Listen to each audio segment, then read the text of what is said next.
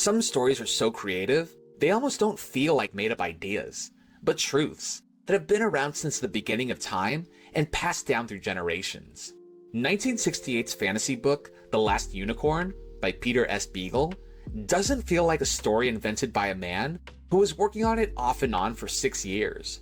It comes off as a piece of recorded history, like it's a documentation of some long-lost past, with its last remaining secrets hidden between its covers. The story follows a unicorn who discovers she's the last of its kind, and ventures out into the world to rescue the other unicorns from a malevolent, supernatural force. The 1982 film, adapted directly from the book, brought the beloved story to life, and still continues to gain new fans, gracing them with an epic tale that transports viewers to a world where unicorns freely exist.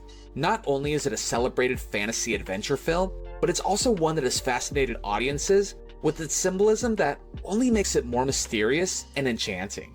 For a movie that has reached an iconic underground status, does it earn that reputation as an unappreciated legend, or is there a reason it's still known to only a small few? I'll first discuss the film itself, and at the end, offer an explanation as to what I believe it represents. This will only be an examination of the movie, with no reference to the book, so it can be judged on its own merits. With that said, let's look at the movie that has become mythic in its own right. This is The Last Unicorn.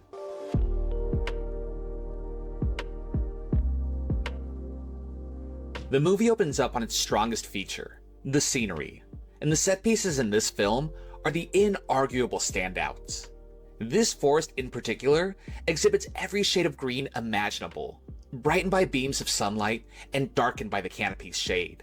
Rugged mountainsides, ocean fronts, magical meadows, each background is given the maximum amount of focus in its artistic construction. The entire world feels special. Even locations that are shown for only a brief moment look as detailed and important as the most significant, making every environment feel as if it were the film's most important setting. Two hunters ride through the woods searching for wild game, with the silhouette of a unicorn following close behind. As they enter further into the forest, there's a noticeable change from the more realistic-looking foliage to a minimal aesthetic, the straight line work harkening back to the Looney Tunes short, "What's Opera, Doc?"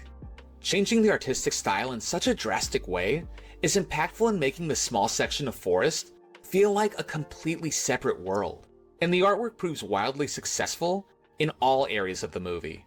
Done by way of collaboration between Rankin Bass Productions and Japanese animation studio Topcraft Co., who had previously worked together on the 1977 animated feature film The Hobbit, the meticulous style is unmistakable, extending to the characters as well. The characters seen here are tall and slender, but there will be some shorter, whiter citizens of the world that would fit well in The Hobbit, and the wrinkled hands are a dead giveaway to the line work that was so prevalent in that movie too. It feels like an East meets West design, possessing similar body types of the cast of the Don Bluth animated game Dragon's Lair, but foregoing the more cartoony aspects in favor of the more reserved emotions of the anime style. The changes in the world around them are noted by the elder of the two, realizing they're in a unicorn's forest, evidenced by a lack of falling leaves or snow, and that it's always springtime within the woods. As the two men exit, the elder bids farewell to the land, urging the unicorn to stay safe, as it's the last of its kind, leaving the unicorn off in the distance, befuddled by this revelation. This segues into the opening credits, playing over medieval tapestries, showing the world the unicorn inhabits. The complete change in art again, especially when animated, is spectacular, looking as though an ancient piece of artwork has come to life. The song playing over it, appropriately titled The Last Unicorn, sung by the band America, is an anthem for all things mythic, a haunting beauty, flowing from the storytelling solo verses to the powerful group-backed choruses. It not only works as the movie's main theme, but may be the greatest fantasy rock song of all time. While this opening contains all the proper elements to set up the story, it does come off as a bit jumbled, and I think with some minor reworking, it could convey the story more naturally. I would start the movie with the opening credits and song to give a look at the beautiful art, and right away begin building the legend of the unicorn through sight only. This could fade into the riders entering the forest, the unicorn's shadow following them, and after the discussion and wishing the beast luck, the unicorn can then be left to ponder the fate of her brethren. As the night rolls in, the unicorn wonders if all the other unicorns have truly vanished, and we get a bit more world building to the unicorn's lore. They live forever, they're as old as the sky and the moon, and can be killed if they leave their forest. This all aids in giving us an idea of the rules about unicorns. We may not yet know their significance, but we are steadily learning about them, and it helps construct a fantastic idea in our minds of what they are and could potentially be. A roving butterfly greets the unicorn, singing lines from various songs and poems, but unable to answer her inquiries about the status of other unicorns, as he's only able to recite things he hears from others. But as she walks away, he breaks free from his riddled speech pattern and informs her the unicorns have passed down the roads long ago, chased by the Red Bull, who pushes them to the ends of the earth, before his carefree nature takes over once again, and he flies away. This butterfly seems like a character ripped right out of Alice in Wonderland. From afar, it appears as an ordinary insect, but up close, he's adorned in a beatnik getup, and quite annoying to boot. But that assists in making him memorable, and gives more weight to the otherworldliness of this realm. The conversation understandably frustrates the unicorn. She knows the butterfly's linguistic limitations, and her slight indignation emanates loudly, courtesy of voice actress Mia Farrow, who has worked as an actress in major film and television roles for now over 50 years. She gives the unicorn a pompous attitude that her plight is the only thing that matters, and all others should kowtow to her needs. And this is far from the last time we'll be seeing this side to her. The unicorn remains still in the setting sun, which results in the grassland blanketed in the most beautiful tint of purple I have ever seen in a movie. The butterfly's tail leads her to imagine a large, red, flaming phantasm of a bull chasing down unicorns. And as much as I like the imagery, I believe showing the unicorn's fear and panic without showing the bull would build more tension and mystery to what the threat actually is. Nonetheless, seeing the bull is definitely scary. The unicorn stands on the edge of the forest, looking out into the world, with the animals who live in her domain watching from behind, including a pair of dodo birds, showing how the unicorn's influence has contributed to keeping this species alive. She chooses to find where the unicorns have gone and runs from her home through foreign terrains and elements, before coming across an elderly farmer who attempts to capture her. He mistakes her for a common horse, which upsets her, but when we see her from his eyes, she doesn't have the horn, but it still does appear to us in her shadow. It's explained after she escapes that men cannot see unicorns, as we cut to a gorgeous shot of the unicorn standing on the hillside, accompanied by another majestic song by America. The unicorn takes a break from her quest, sleeping on the roadside, where a grotesque witch named Mama Fortuna recognizes what the unicorn is. She casts a sleeping spell on it and calls for her assistants Rook and a magician named Schmendrick to load the unicorn into a cage to be part of her sideshow, and creates the illusion of a horn on the unicorn's head so people who can't tell what she is can at the very least see her as a unicorn, even if it's in a less than honest way. The sideshow houses some fearsome beasts, but when Schmendrick tells the unicorn to look closer, they all turn out to be ordinary animals cloaked in Mama Fortuna's magic. Except for the harpy, a terrifying, wrinkled, winged bird-like creature that ferociously screeches to get out of its prison. The harpy's fanged beak and thrashing as it grips its perch near the point of destruction make it horrifying. It's threatening inside the cage, and the thought of it going free feels perilous even for the viewer. Schmendrick returns later on, determined to help the unicorn escape, and also prove he's a legitimate wizard in the process, rather than a mere trickster. His attempts at freeing her are comically unsuccessful, but is able to release her through the funniest moment in the movie, where he admits his shortcomings. My dear, you deserve the services of a great wizard, but I'm afraid you'll have to be glad of the aid of a second-rate pickpocket. Rook discovers their escape attempt and wrestles Schmendrick to the ground, as the unicorn frees the other animals before coming upon the harpy. Schmendrick pleads for her not to let it free, fearing it will kill them all. As she approaches the cage, the harpy ominously requests to be freed, hardly able to contain its vicious nature. Despite the wizard's protests, the unicorn releases it, and the cage explodes, freeing the monster, which swoops down onto the witch and then Rook, tearing into them and feasting upon their remains. Even though it was the expected result, seeing it dive bombing the witch, claws out, and only its back as it feeds on its victims is still disturbing. The unicorn tells Schmendrick in this moment to walk away rather than run, as running attracts the attention of immortal beings. This doesn't come up again, but it's another form of instilling lore that I love. It sets a template for a larger story that my brain runs wild trying to fill in the blanks for. Schmendrick mourns over the death of the witch, and the unicorn retorts with a callous response that the witch chose her death, and it was the fate she wanted. But this is because, as the unicorn notes, she can't regret, and the closest emotion she can experience is sorrow. A real picture begins to be painted of who the character is, in conjunction with its legendary status in the world. It's a creature that cannot regret, meaning anything it does or says is to be taken at face value. It unapologetically says what it means, with no thought as to how it might affect someone, because it doesn't care how it's taken. It's not concerned with any emotional repercussions of itself or anyone else. It's an odd spot for a hero to exist in, and definitely influences the overall opinion on her. There's no better example of this inherent personality trait than when Schmendrick asks to accompany her, and she responds she wished he had asked for something else from her because she can't make him a real magician. And when he tells her not to worry, she replies, "I'm not." This would be a funny line were it not, as I believe, a genuine comment. My feelings on the unicorn are split. On one hand, I don't like how indifferent she is to others. I understand she comes from a different world, one where unicorns are revered, and she doesn't interact with people, but she is clearly aware of her status as a legend, and does tend to talk down to others, dismissing the butterfly and mocking the magician. It's hard to get upset at a tree for being a tree, but the way she acts makes it increasingly difficult to root for her. They trek onto the kingdom of King Haggard, who's rumored to house the Red Bull, and Schmendrick tries to keep things light by juggling oranges with his magic, showing he does have some power within him. And these little displays of kindness make him more likable, thankfully filling that void the unicorn has left. A group of outlaws suddenly surprises the pair, kidnapping Schmendrick and bringing him to their leader, Captain Cully. In order to distract them to escape, he creates an illusion of Robin Hood and his band of merry men, which is effective enough to fool the majority of the marauders into chasing after them. But Captain Cully and his right-hand man see through the facade and tie him to a tree with the plan to sell him the next day.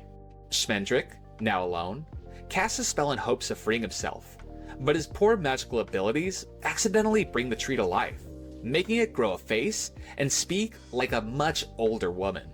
Its trunk takes on an uncomfortably bulbous form as well, squeezing him against her, professing her undying love for him, all while he tries to wrestle away.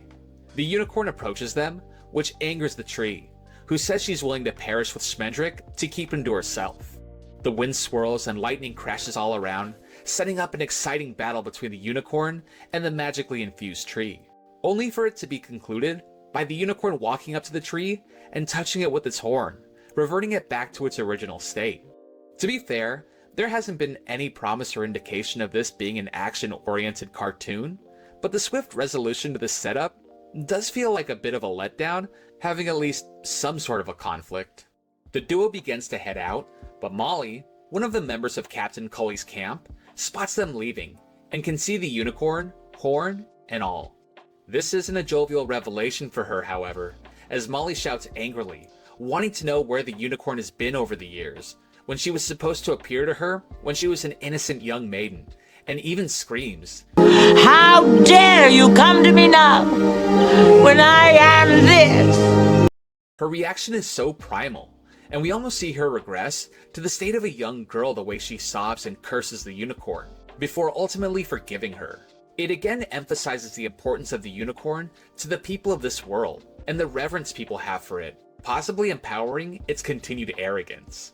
Molly invites herself along, and after voyaging on further through more magnificently designed terrains and mesmerizing music, King Haggard's cliffside castle appears in the distance. The trio try to get some rest before the final leg of their trip, but are awoken by a spectral red glow that materializes in front of them, its blazing sheen casting over the unicorn as the notorious Red Bull emerges, well exceeding its fearsome reputation. His fanged, salivating snarl and pupilless bore is as obsessive as it is focused on the unicorn. There's not many purely objective villains in cartoons, so having an already frightening character unyielding in its aim makes it scary in its own way. It charges in hot pursuit, salivating as the two animals chase through the woods before finally cornering her, and the sight of the unicorn relinquishing herself to this fate is defeating, her head hanging as she slowly walks towards her demise.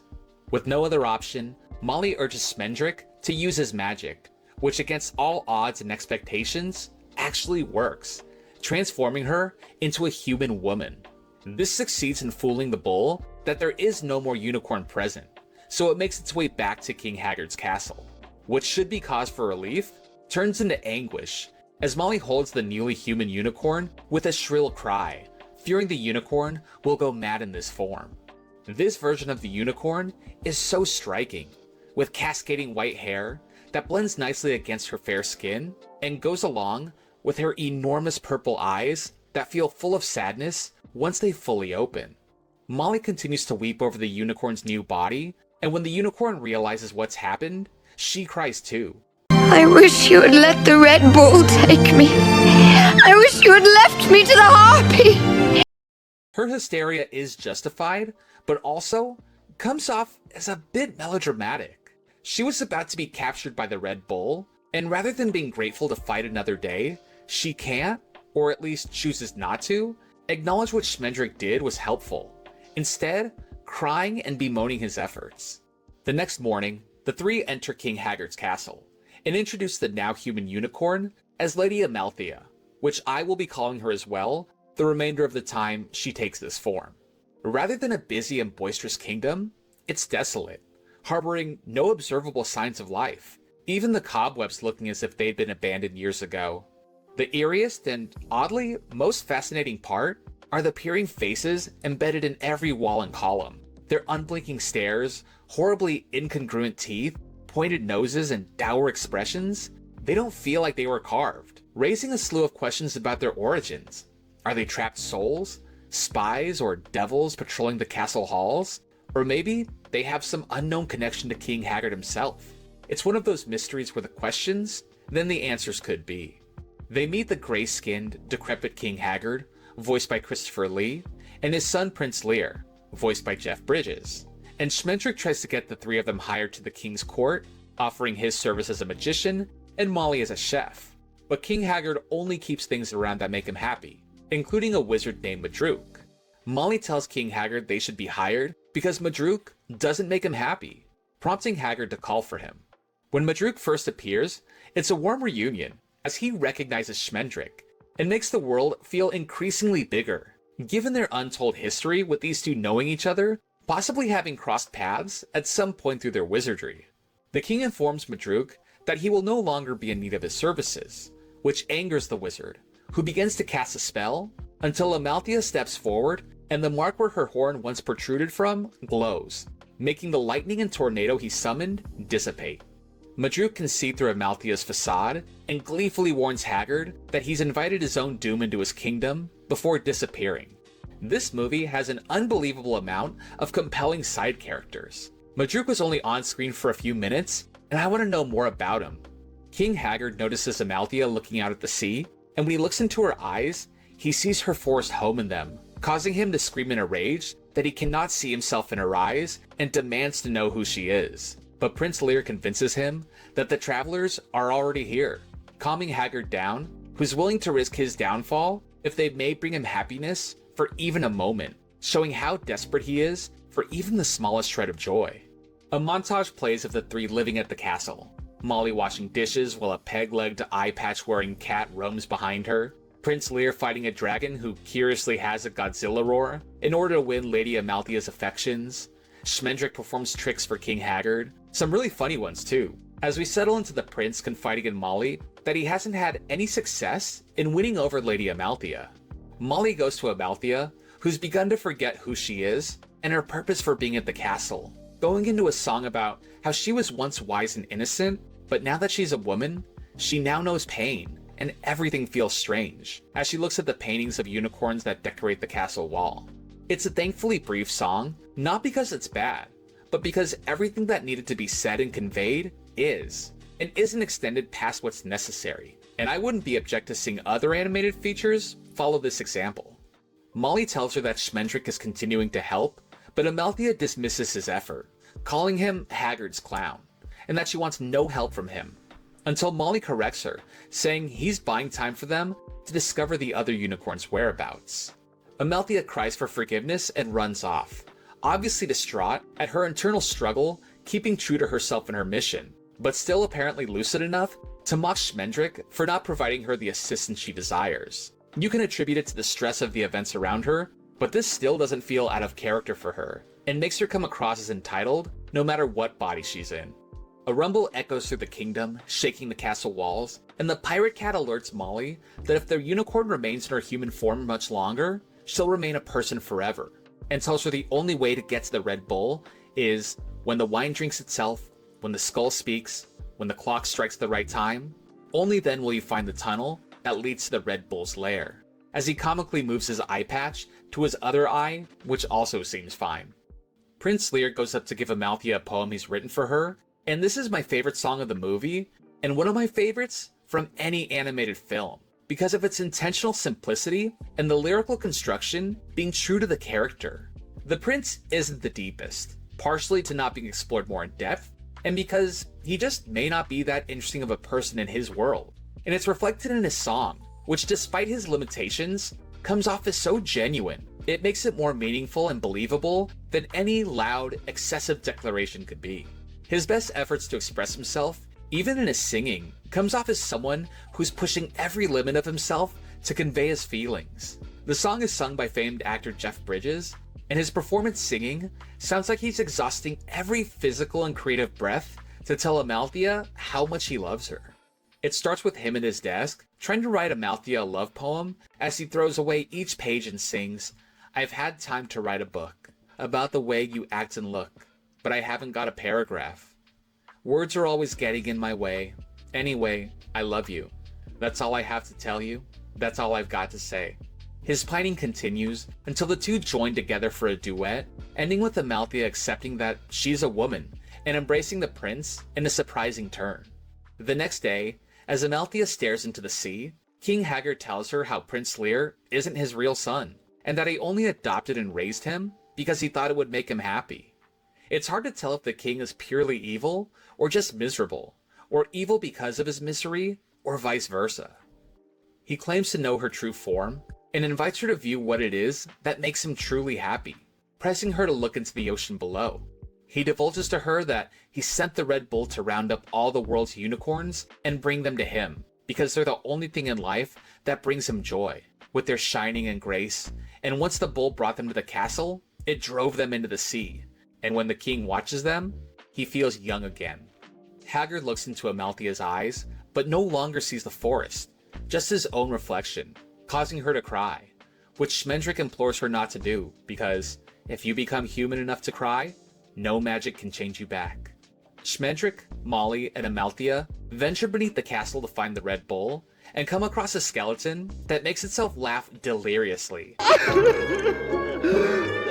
it's so nice to have someone to play with.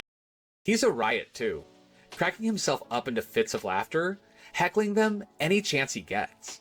But when the prospect of getting some wine enters the equation, even though he can't taste it, the act of drinking it is enough to get him to tell them how to find the Red Bull by walking through a nearby standing clock. When the heroes make their way to the Red Bull, the skeleton sees through Amalthea's disguise and calls for Haggard to stop her in a sudden, startling change of tone. Unicorn! Unicorn! They make it to the Red Bull's cave, and it's revealed to the prince that Amalthea is a unicorn, but he's unfazed by this, stating he will love who he loves. Amalthea begs not to be changed back, trying to convince them they can sneak past the bull since it has no interest in humans. But when Schmendrick tries to reason with her that if she doesn't turn back, she will perish as the last unicorn, she cries that she would rather love and eventually pass away with the prince, willingly giving up who she really is. But at these crossroads, Prince Lear objects, saying, "Heroes know that things must happen when it is time for them to happen. A happy ending cannot come in the middle of the story." which is then followed up by a line from Schmendrick, which I feel sums up the movie perfectly in one sentence. There are no happy endings, because nothing ends. It's then that the growling Red Bull appears, no longer fooled by the unicorn's mask, and in a last-ditch effort, Schmendrick casts a spell that changes Amalthea back into the unicorn. She runs out of the cave onto the beach with the bull close behind, and in an act of selflessness, Prince Lear sacrifices himself to protect the unicorn, dying for his love. This is enough to inspire the unicorn to fight back, pushing the Red Bull into the water, and as it sinks deeper, the unicorns ride the tide onto the beach, stampeding on the sand to return home. It's quite a sight to see all the white unicorn heads on the wave's crests, and the innumerable amount of hooves stomping are so powerful, they bring Haggard's castle crumbling down, as he falls to his doom, his last words being that he knew she was the last. The next day, the unicorn brings the prince back to life, and happily thinks to herself that she remembers him, before running away. The three remaining humans part ways, with the prince wishing he could see the unicorn one more time to tell her what's in his heart, and Schmendrick makes the observation that she's the only unicorn who knows what both regret and love are. The unicorn comes back one last time, telling Schmendrick he's a true wizard, and asking if he's finally happy, to which he replies, men don't always know when they're happy, but he thinks so. He asks the same of the unicorn, and she says she fears going home, because she now knows the feeling of mortality, and is no longer like the other unicorns, also now being able to regret. He apologizes for the evil he's done her, but she's happy he helped to rescue the unicorns, and that she now knows what love is. With the title theme playing, she crosses the lands once more, before galloping into her forest home for good.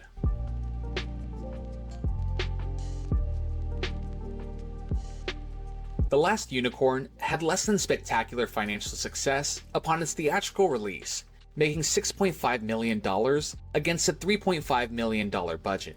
Regardless of its light box office results, the film has amassed an incredible fan base in the years since its release, due to its unmatched presentation and transcendent story, and every character is compelling enough to warrant their own spin-off or prequel. If your least important character is someone you'd like to see more of, then you have a strong central cast. But the looming question that surrounds this film is, what does any of it mean? And for a story as unique as this one, any interpretation could be considered valid. Mine, however, is that this movie is about death. The death of purity. But before we can examine what that means, we need to first establish what we're referring to when we talk about purity in this capacity. Here, I mean the death of purity as the loss of innocence in a few ways. The loss of innocence when a child becomes an adult, the loss of physical innocence, and the loss of innocence in satisfaction with life. And each of these can be seen in several points of the movie. Take the opening scene of the writers announcing to the unicorn it's the last of its kind. Before that, the unicorn lived a blissful existence, believing life was simple in its sanctuary. But once the seed of interest was planted in her mind, she was willing to leave her space to venture into the outside world, where she knows she faces the risk of the possibility of death. It reminds me of the biblical story of the forbidden fruit in the Garden of Eden. Adam and Eve lived in a perfect paradise, but when they were tempted to eat the apple on the tree of the knowledge of good and evil, it gave them the ability to see the world for what it truly was. The knowledge that she was the last opens her eyes to the outside world, and causes her to venture out into an imperfect world, one where she could be in danger, encounter evil, and ultimately die. In her fantasy of the Red Bull driving the unicorns into the ocean, it could be taken that the bull represents the pleasures of an impure world, suppressing the virtuous nature within people that always wants to return to the surface, but is staved off by the indulgences of a corrupt world. Molly's own purity seems to have died long ago too, hinted at when she sees the unicorn for the first time. In medieval times, legends tell that a unicorn would appear to pure maidens and act as their guides, and Molly says she was never visited by one. She's with a band of outlaws, and maybe because she had no unicorn in her life, things took a turn for the worse. When Schmendrick turns the unicorn into a human woman, she cries out that she can feel her body dying, and in this, it feels like the death of childlike purity. Because when does a child become an adult? Is it at a certain age? Or when they assume enough responsibility in life?